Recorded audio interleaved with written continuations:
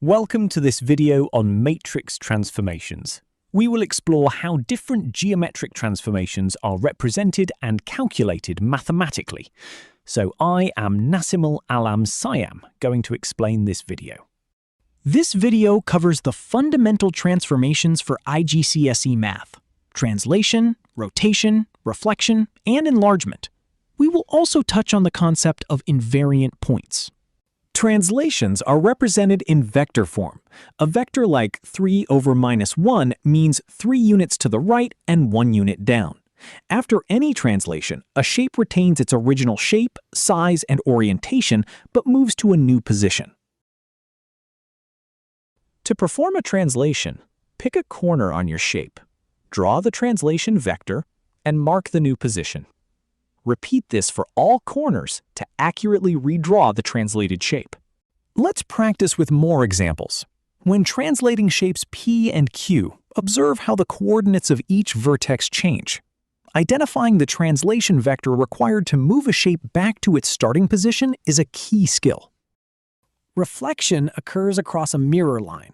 To reflect a shape, draw the mirror line, then draw a perpendicular line from a corner of the original shape to the mirror line. Extend this line the same distance to find the reflected corner. Reflecting in the line y equals 0 is the same as reflecting in the x-axis.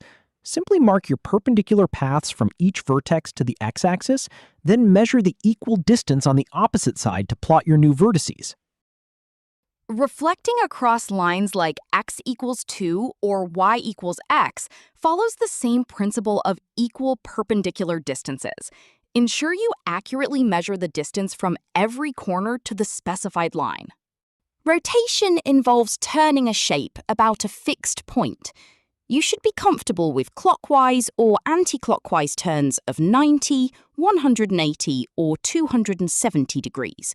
Tracing paper is an excellent tool for visualizing these turns. When rotating shape A by 90 degrees clockwise about the origin, use tracing paper to mark the center of rotation and the shape. Turn the paper 90 degrees and transfer the new vertices onto your grid. Rotations can be described in multiple ways. A 90-degree anti-clockwise rotation is equivalent to a 270-degree clockwise rotation about the same point. Identify the equivalent rotation to return a shape to its original position. Sometimes the center of rotation is inside the shape itself. Regardless of where the center is, the method remains the same. Track the movement of your vertices during the rotation to accurately place the transformed shape. Enlargement scales a shape about a center of enlargement. If the scale factor is greater than 1, the shape grows.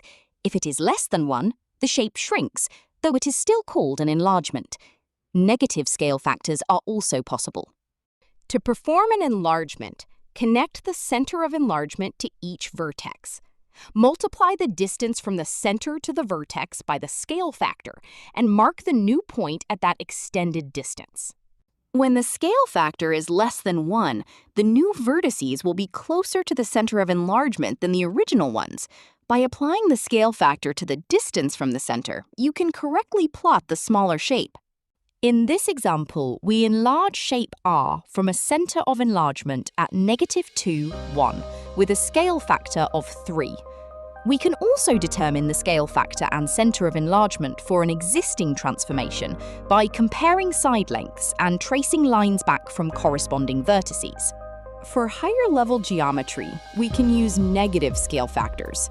When using a negative scale factor, extend the line from the center of enlargement through the vertex into the opposite direction to find the new position of your shape's corresponding vertex. Thank you for watching the video, and don't forget to subscribe. Edu-Sphere Academy.